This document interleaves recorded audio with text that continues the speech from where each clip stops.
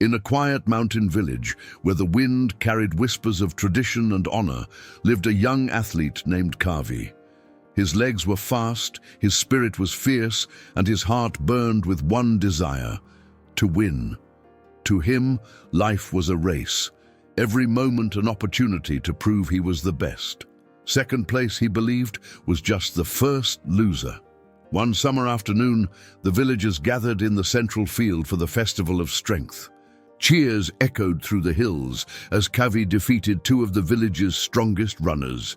He crossed the finish line twice, untouched, arms raised in triumph. The crowd roared, children chanted his name, but amidst the celebration, one man remained still. A quiet old sage with eyes like weathered stone. The young athlete approached the elder, expecting praise. "Did you see that?" Kavi beamed. "No one could keep up." The sage nodded slowly.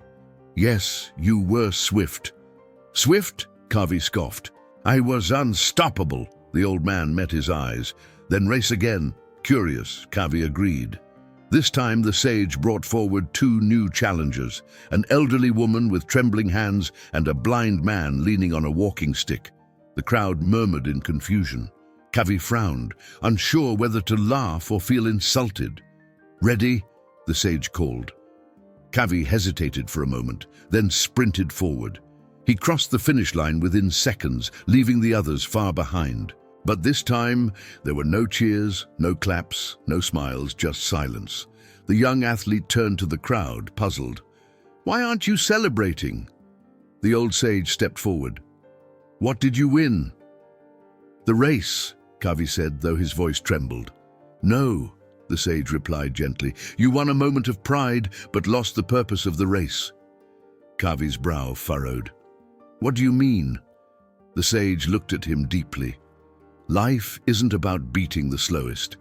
It's about lifting those who struggle." He then offered one final race. "This time finish together, all three of you." Kavi looked at the blind man, then at the old woman. He took a breath, walked over, and gently took their hands. Step by step, the three moved forward, slowly, awkwardly, but with unity. When they finally crossed the finish line, the crowd erupted in thunderous applause. Some wept, others cheered louder than ever before. Kavi smiled, not the proud grin of a victor, but the warm smile of someone who had just learned what it meant to truly win. The old sage nodded approvingly. "Now you've run the greatest race of all." Life lesson. Victory isn't always about being first. True success lies in how you run the race, with compassion, humility, and the courage to uplift others. When you help others cross the finish line, you don't just win the race. You win the hearts of those who matter most.